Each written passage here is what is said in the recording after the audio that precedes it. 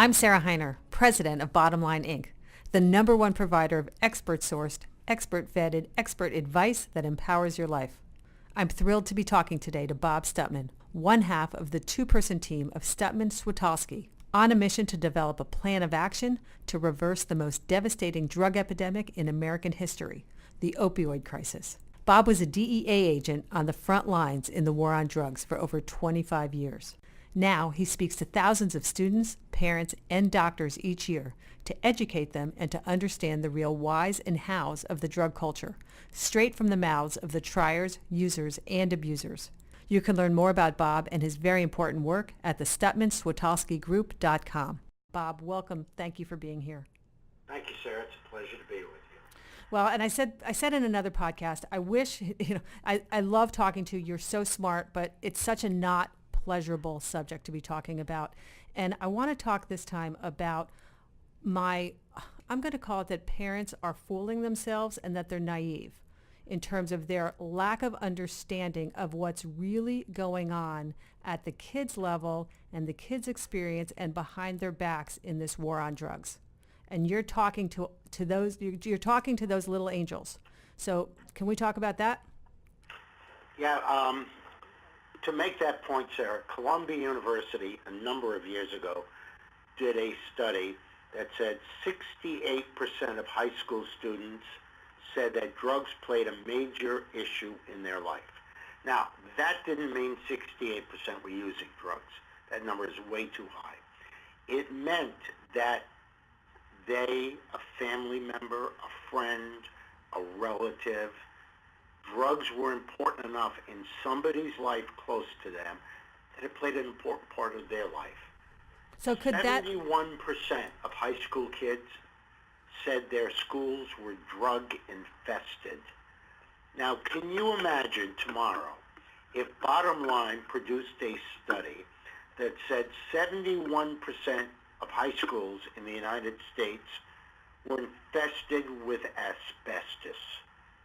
The do-gooders in our country would be screaming bloody murder. They'd say, rip those high schools down. Yet we have a peer-reviewed study at one time that said 71% of high schools were infested with drugs, and we do exactly as you said. We tend to overlook it. Well, and not only that, so let's break down that number. 68%, as you said, drugs played a role in their lives, but it could be anything at home. It could be a parent on an antidepressant. It Absolutely. Could be a parent on insulin. Whatever it is, that they're surrounded by drugs fixing the problem. Is that true? That's absolutely correct. And by the way, I forgot to tell you the second half of that study.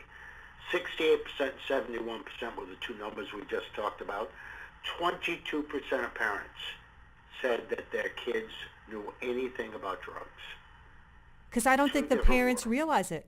I don't think the parents are translating their use of drugs and their conversations about self-medicating or whatever it is. They need their Xanax, they're having anxiety, all these subtle conversations and statements made.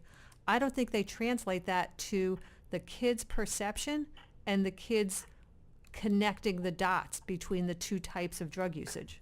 And let us not leave out alcohol, please. Yes. What the kids see the parents with alcohol. But you're absolutely right. Jody, who's my partner, has her master's degree in early childhood behavior. And she will tell you that kids learn by modeling behavior, by what they see their parents do. A significant percentage of people who show up at an emergency room where the primary diagnosis is drug overdose, and I'm talking about, I think the number is 40% or more, are age 6 or below. They see their parents taking a pill and feeling good, so when they have the chance to grab that pill, they take it, and they can die from that pill. And so we have a terrible problem with young kids showing up at ERs with overdoses simply because they modeled after their parents' behavior. There's one thing I want to say right now, Sarah, and And the reason I want to say it, because at my age, if I don't say it when I think it, I don't say it. You need a pen to write stuff down. You're right, exactly. There is a website that every one of the parents listening who have a preteen or teen, I want them to write this down. It is the Facebook for kids who do drugs. I don't know how else to describe it. Every kid I know who is into drugs uses this website to tell them what to get, how to get it, how much to pay, how to use it, what they're using in Seattle, what they're using in New York, etc. It is called Erowid, E-R-O-W-I-D, erowid.org. What does that stand for? I don't know what Erowid stands for. The only ones I know who use it are kids who are into drugs or drug researchers. Jody and I use it all the time. Like when we're going to a particular city to talk to kids and we want to find out what those kids are doing, all we do is go to Erowid and look. So I have a really stupid question then. What should a parent do with that? Now that I know about that website, should I block it in my house? Should I check the computer, the network, the log files to see if my kid is going to that? Oh, yeah, you said I was smart. You're smarter than me. Because I was going to say, I would tell every parent in this room, on this show, to go to their kid's computer, check their history browser, and see if Erowid is in their history. If your kid went to Erowid, I will give you a pretty good prediction that your kid's using drugs. I just don't meet kids who go to Erowid who don't do drugs. Yeah, It's that simple. So can I confirm? At least it gives you H-E-R-O. a clue what's going on in your family. That's huge. Thank you very much. Let me confirm. Is it E-R-O or H-E-R-O? No, E-R-O-W-I-D. Got it. Okay, because I was hearing it as Herowid. Okay. No, Erowid, All right. and it's .org. Got it. All right. We are going to post that and let people know about it. All right. So let's go back to the beginning of this. You're interviewing and meeting with thousands of kids each year. What are the stories they're telling you about where they're getting their drugs and where they're first getting exposed? Because there's some really eye-opening stuff that you had told me. Boy, that's a great question. And let's talk about three different ways, if I may. Number one is, how do kids get street drug? How do kids start on grass? How do kids start on a lot of pills?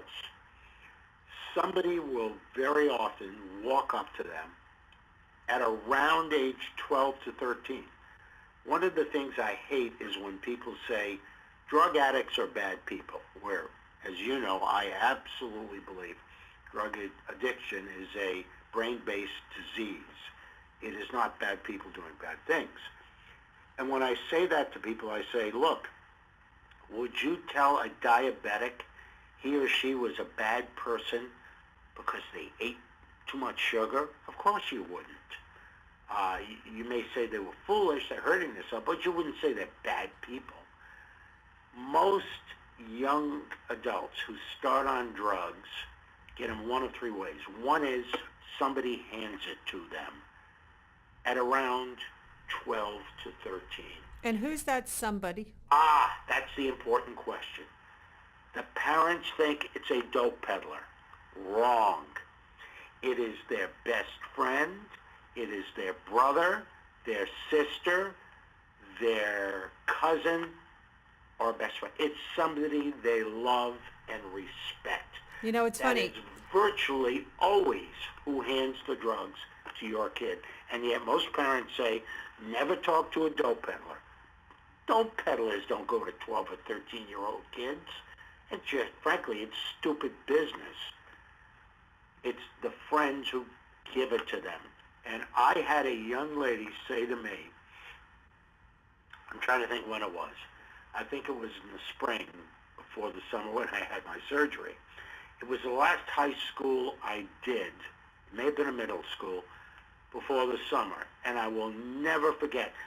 You and I both know, Sarah, that there are things that happen to us in life that we'll remember the rest of our lives, but at the time it happens, you don't realize you're going to remember it the rest of your life. This girl said something to me. As soon as she said it, I knew I was going to remember it the rest of my life. This adorable, I'm going to say 14-year-old girl. Very cute, very precocious, very smart. She walked up to me after the session was over. She heard me talk to the group. And I will never forget, she looked up at me and she said, "Mr. Stutman, how do I say no?" What a profound question. That's so huge and so difficult. I remember Exactly. talking to my girls about confidently saying no versus demurely saying no. Right. You're exactly correct. And when this girl looked at me, honest to God, Sarah, I almost cried because I realized the position these kids are in. When that girl said to me, "How do I say no?" it just stopped me in my tracks and made me think. Because most of the time, we have not trained our kids to say no, certainly by age 12. Now, you want a great question? Every person here should ask their kids, what training have you had in school, in church, in synagogue, in mosque, any place? What training have you had to how to handle a situation when that somebody who's usually a good friend comes up to you and says, "Here, Sarah, let's try this." What training have you had to deal with that? Now, I will tell you what most training they've had. And please understand, by training, I am a cop. So I love cops. Not every cop all the time, but I love cops.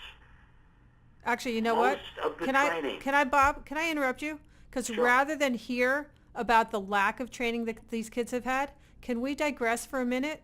Absolutely. And You're the let's boss give there. me the training now. Let's digress for one moment because this is so important.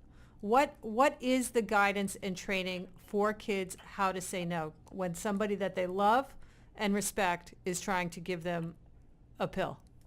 Or at any time when they're in an uncomfortable situation. Want to Could know be what sex, I think could is be the anything. easiest one? And I think this is easy. It sounds stupid, but kids love it. Do urine drug kids on your drug testing. Test your kid for drugs. Period. Test them once a year. I don't care. You can get the test kits in any drugstore. I am not a big believer in that drug testing. I don't think it works particularly well. No. I mean, what should I do? What's the training? So if the No, kids let aren't... me finish. Okay, fine. It gives your kid an incredible excuse. Sarah, why don't you try some drugs with me? Bob, I'd love to try drugs. I can't. My mom makes me pee in a bottle. If I ever turned positive on drugs, she'd ground me till I was 65. I'd love to try it, but I can't. An amazingly simple excuse to give to kids on not trying it. And I will tell you, kids love it because they don't have to say, "I think you're a jerk for using drugs." They don't have to say any of that stuff. It gives them an excuse. Right. Okay. Very simple. Yeah, Good. very simple. Right. Now, it's not the only excuse, but it's a very simple excuse. And most of all, kids like it. Right. Well, and it gets them off the hook, as you said, for being bad guy. Let them go throw their parents under the bus as bad cop. Right, of course. Right. They throw their parents under the bus every day. Why should this be any different? It's part of the privilege, the benefits package of being a parent.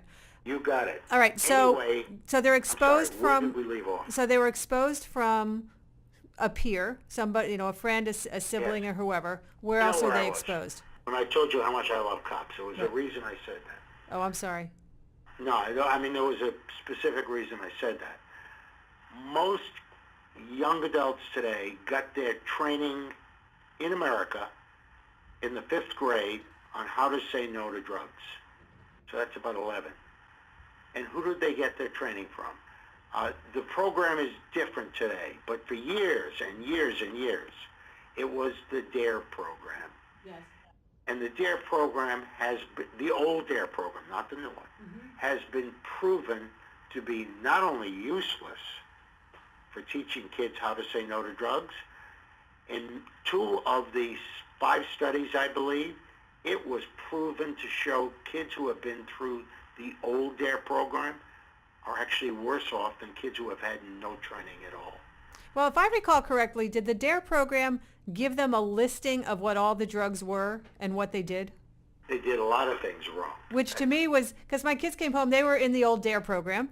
And then I'm going, you're giving a menu to these kids. Right? Here's the list of drugs. Here's what it does. Oh, I'm tired. I'll take something that speeds me up. Oh, I can't sleep. Like they were handing them the temptation. It was the weirdest thing. Well, let's be clear, but that was the drug education program in the United States. Now, again, I want to be very clear, so I only get about a bunch of cops chasing me. The program is very different now. And I think over the past 3 or 4 years, it's changed significantly. So now it is a good training program. But the problem is, we've got maybe 2 generations of kids that went through the old one that was terrible. Are parents able to access the DARE program to get a similar amount of education and to understand what their kids are now going through? Sure, just go online and you'll get a layout of what the DARE program is. Okay, so if they just Google DARE. Google. Okay. But again, I want to be clear. Today's DARE program is not the old DARE program. So kids get the drugs from their friends in the beginning. So what happens if they don't get the drugs from friends? One of the questions I always ask kids when I go to a high school is, what drugs are you using? Now remember, when I do a high school, Sarah, it's not with teachers first. I do partly that. We do an hour with teachers and everyone. But then we have volunteer groups that come in to meet with me with no teachers, no administrators, nobody else. And Jody and I absolutely agree with the kids to 2 or 3 things. Number one, we will be absolutely honest with them. They can ask us any question they want. Number 2, we do not judge anybody. The problem with us as adults is when we're talking to our kids, we tend to judge them, and kids pick that up very quickly, so they don't want to tell you a thing. They don't mind about drugs, about anything. Number 3, we know more than they do, and I can prove that in about a minute, that I know more than they do. And in a way, they can check and realize I do know more than they do. So we sit with these kids, and one of the things I ask them is, what drugs are you using? And we get dozens of kids that raise their hands to tell them. So I was in a school, I will not tell you the name of it, it was in the South. And I had been to that school 3 years before, I believe. And everybody in that school 3 years before was using methamphetamine. Now, everybody was using Vicodins. That was the drug of choice. But they do 2 entirely different things. So methamphetamine is Ritalin, right? That's exactly correct. They're 2 entirely different things. And but why they were all switched to Vicodin. And why did they change? So I said to them, first of all, where do you get this stuff? And the answers I got almost all the time, and I'm talking about different schools, different parts of the country, I almost always got these two-word answers. One was sports injury. I got hurt in sports. My doctor gave me Vicodin, and I took it, and he never, ever told me I could get addicted to this bleep. And I hear that constantly. Second thing I get, all of the time, and honest to God, Sarah, the first time I got this, it shocked me. Because I was probably as dumb as everybody thinking about this. I said, where did you get this crap? Wisdom teeth. Oh, yeah. Honest to God, I'm being upfront with you. I just didn't think of that. I just had it in my house over the summer. There you go. They gave it to Now, me. They didn't say anything about it, no warnings. And you yep, want to know how much it cost? It cost less than $5. yep, exactly. It There you cost go. nothing. There you go. Now, the sad part about this, now the American Dental Association, I think 2 or 3 months ago, came out with a major article that basically said stop giving Vicodin for pulling wisdom teeth. The amazing part about it is that when you pull a wisdom tooth, the kind of pain you get is inflammatory pain. The one kind of pain that opioids have virtually no effect on is inflammatory pain. So I have no clue why any dentist would give opioids for a wisdom tooth pull. And yet, those are the 2 reasons I get the most from kids. When did you start wisdom teeth or sports? All right, so but let me challenge you now, though. So horrifying. I got that. But my kid came home. She got her wisdom teeth out. She took them for a couple of days. And of course, I was very conservative, and she was conservative about using them. But wouldn't a parent know that you're done? So why would they then be able to continue with it? Sports injury, a little more complicated if you have a knee injury, a shoulder injury, or something like that. But parents need to also be on it, or are they so checked out on this that they're not asking questions of the doctors? Of course they're not asking questions of the doctors. Why not? I'm not saying everybody. You may, but the majority don't. And by the way, if your daughter took, let's say she took 4 Vicodins, the average, let me back up a second. For all physicians or dentists, the average number of opioids taken when a person gets a prescription for opioids is between 5 and 8. Because one of the first symptoms is constipation, not fun, and it makes some people drowsy, etc. Now they have a drug for opioid-induced constipation. It's okay. Now they do, and it's advertised on television. I know. It makes me crazy. So the average use is between 5 and 8. The average prescription is 30 to 60. So if that's prescribed to a kid, they may very well like the feeling it gives them. Isn't that malpractice? Oh, no. Why not?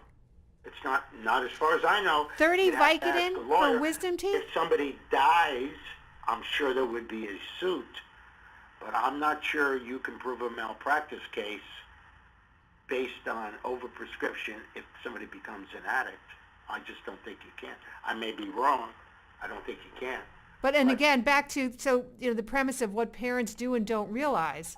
So parents are sitting there, again, they're trusting the oral surgeon. Yep. They're giving the prescription. They know their kid's going to be in pain, and they're not questioning, and they're simply giving it out. The doctor gave me 30 pills. I guess I should give it to them. Yep. I mean, I think parents need to wake up to playing an active role in these choices. Absolutely. They should be calling the doctor ahead of time and say, are you going to be prescribing an opioid to my child? The answer is yes. I would say, no, you're not. There are other drugs for pain. I realize there will be pain. There are other drugs, particularly for tooth pull pain, that are better. What is it? Not addicting. What do you think would be better? You should be prescribing those. Now, I'll take it a step even worse. A new, what's the word I'm looking for? A new habit that many dentists are getting into is they're prescribing Xanax a day before the surgery so the child will not be nervous when they have the tooth pulled. Now, the worst thing a doctor can do, I shouldn't say the worst, one of the worst things they can do as far as drug overdose goes or addiction is prescribing Xanax and opioids together. Those two together are a killer. In fact, I will tell you something you may not realize or although you probably do, but you may not, that many treatment specialists will tell you it is tougher to put a person in recovery from Xanax than it is from heroin. Well, it is an extraordinarily addicting drug. It also contributes to overdose. well, and I think you told me it was Xanax plus Vicodin that killed Heath Ledger. That's exactly correct. That's exactly correct. They kill people, and yet now dentists are giving out Xanax to kids so they won't be nervous for their Vicodin. So Same question, though. Aren't they trained? How can they not know this? You tell me. You tell me. You're the expert. It's killing me. The answer is, as expert as I am, I don't know. They don't train it in dental school, I guess. Doctors, MDs, get very little training in med school. We've talked about that before. Right. Well, dentists probably get less. They probably get less. And so this has become a huge issue with dentists. I believe dentists are the number 4 writer of opioids in this country. And that's going to young people. None of your listeners would guess that. No chance. Because you think wisdom teeth and they're done. Yep. All right, so first exposure on opioids, sports, wisdom teeth. Let's go back to Adderall and Ritalin for a second. Yep. Because you said that's what the kids were using, and then they switched to the opioids. But Adderall and Ritalin is a huge problem. That's driving them to heroin, the speed, young adults, professionals that are taking them when they're studying for Series 7 exams, they're taking them in college. What do parents need to know about what's going on in that? And the parents, by the way, are starting it. In that question, Sarah. Number one, I want to disagree with something you said. I am not aware of any peer-reviewed study that says, now listen carefully, that says kids who have a legitimate diagnosis for ADHD and take their medicine within the parameters of what the doctor tells them have any higher rate of substance abuse than kids who don't take any medicine.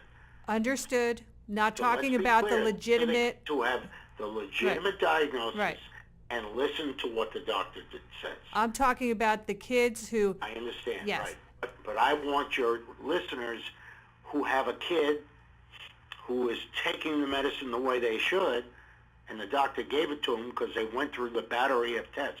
I don't want them worrying about that kid. Although, do they have to worry, though, because there does seem to be a rate of increase of diagnosis and questionable whether or not those kids are properly diagnosed. You're absolutely correct, but I hesitate to say anything about that because I'm not a psychiatrist. I did a podcast a few weeks ago with Dr. Andrew Hill, who specializes in brain retraining. He actually has wicked bad ADD, does not use medication. He treats people regularly without medication, but helps them manage what he calls their superpower of their ADHD.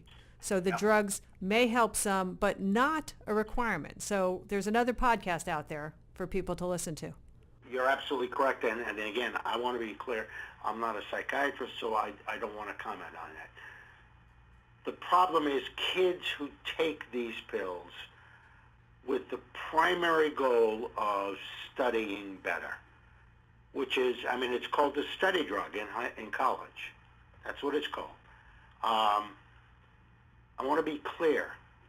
There are a number of studies, peer-reviewed medical studies, that look at if kids take Adderall and Ritalin, does it increase their ability to A, study, and B, get better grades? Well, guess what? There isn't one study that says that. They say very clearly that kids who take a placebo, which is a non-drug, baking soda, whatever, but in a form to look exactly like the drug you're supposed to be taking, kids who take a placebo get the exact same grades as kids who take Adderall and Ritalin. So it doesn't help at all. It is, I think I'm taking a pill that's going to help me study.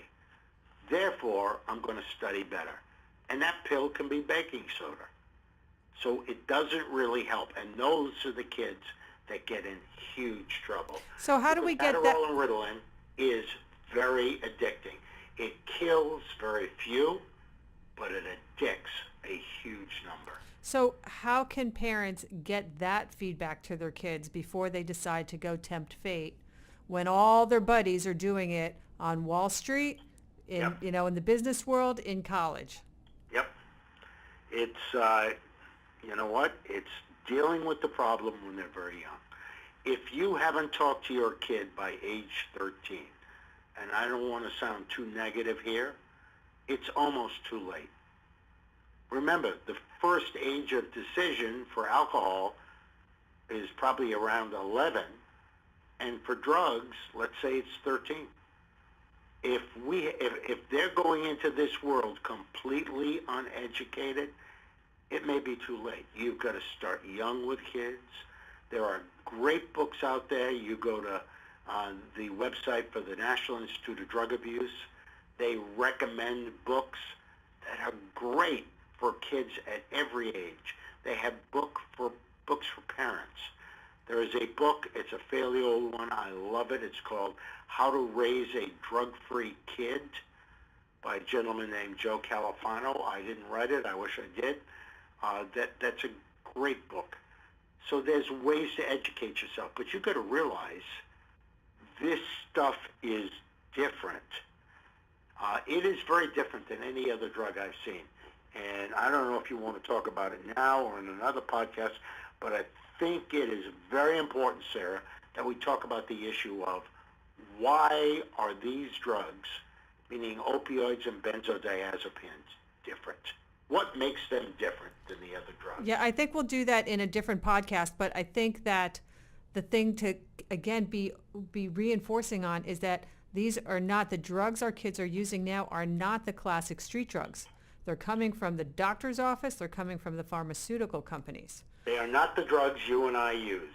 I didn't use drugs. I didn't like them. I already said. But maybe you do. Hey, one more question. What makes some kids more vulnerable to taking and trying drugs than others? Well, there is certainly a genetic issue.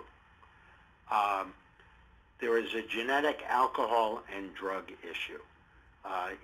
If you have the problem in your family, you're probably, and it could be either alcohol or drugs, you are probably more likely, if you use drugs or drink for that matter, to develop the disease of alcoholism or addiction. They're basically the same disease. Once they take them.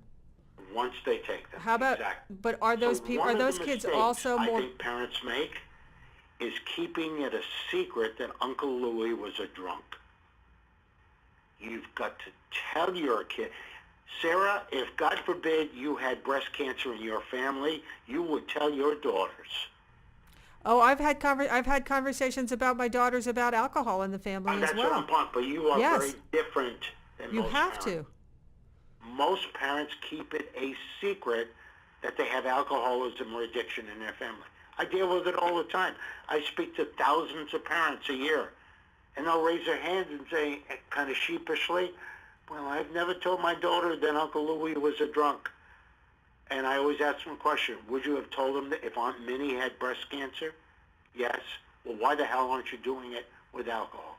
You've got to tell your kids and say, that doesn't mean you're going to become an alcoholic or drug addict.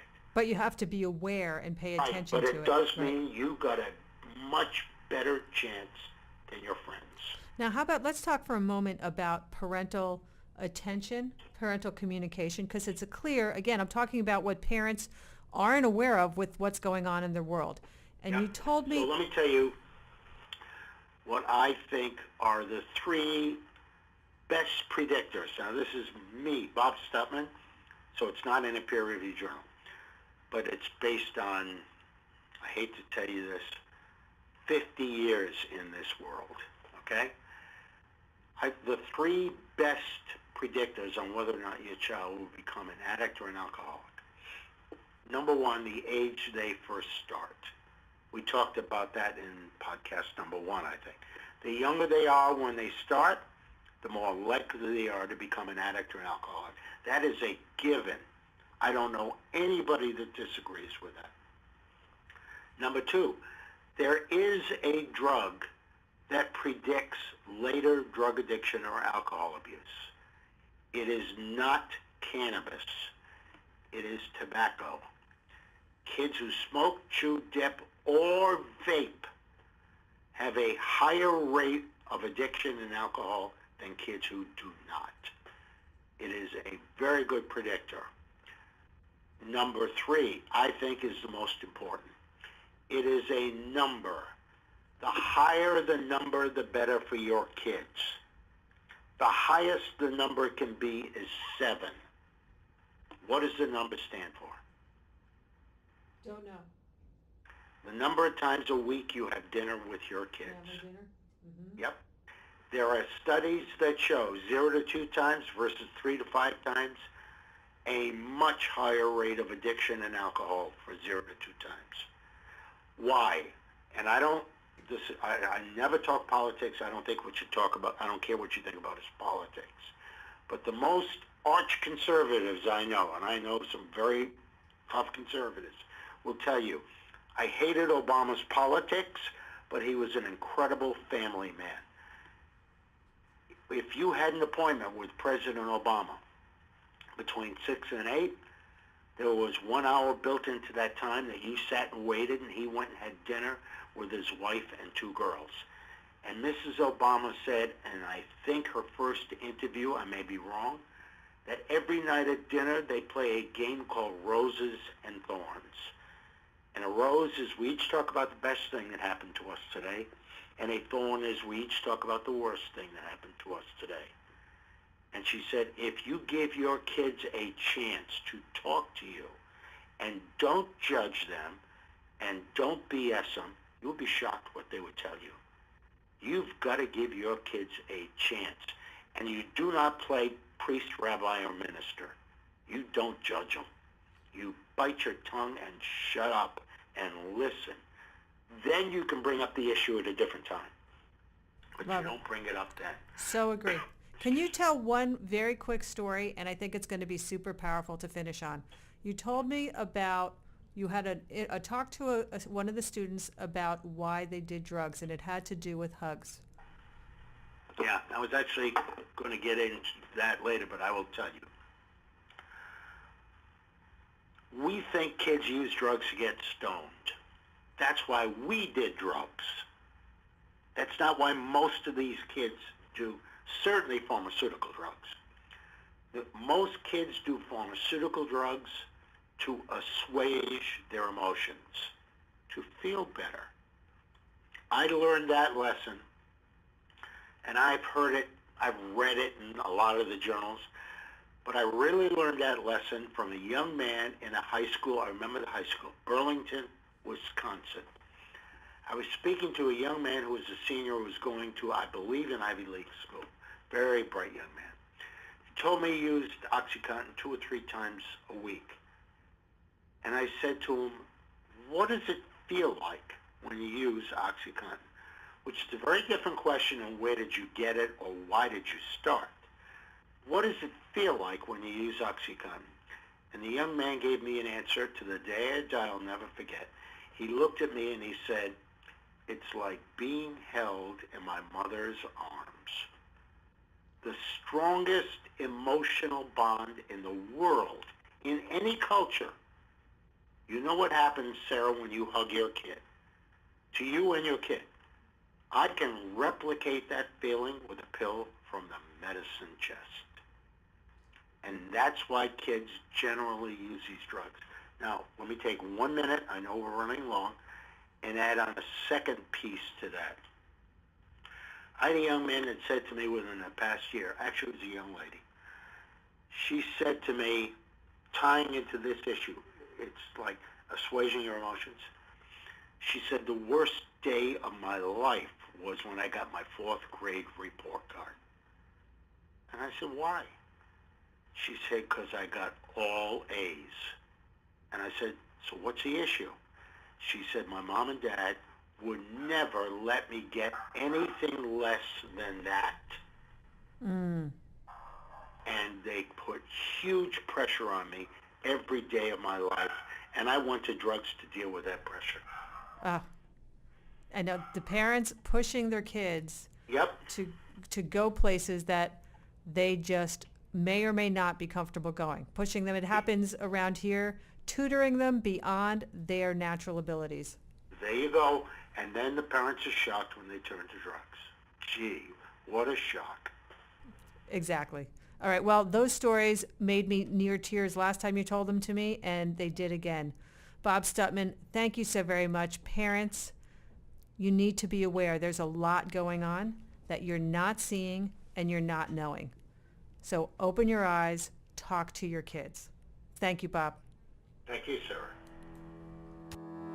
I'm talking to Robert Stutman, a 25-year veteran of the Drug Enforcement Administration, about the serious threat to society that exists as a result of the devastating drug epidemic that's overtaking America. This crisis is affecting people of all ages, genders, and social classes. But unlike drug problems of the past, this one is starting at the doctor's office and hospitals. Bob is on a mission to reverse this horrific killer. He's just one of the thousands of experts featured in our twice-monthly newsletter, Bottom Line Personal, who provide their expert advice to guide readers into action in their own lives. In addition to Bob's wisdom regarding the dangers in our medicine cabinets, Bottom Line Personal is filled with actionable advice on all aspects of your life, including living a healthy life, traveling safer and cheaper, how to find the best insurance, retirement planning, smart tax strategies, and even travel to little-known destinations. Bottom Line Personal has been helping people lead more informed and vibrant lives for over 40 years with our actionable and double fact-checked advice. Subscribe today and get a free bonus book, Bottom Line's Best Bets, full of some of the greatest tips from our experts of all time. Just go to bottomlineinc.com/BLP. That's bottomlineinc.com/BLP.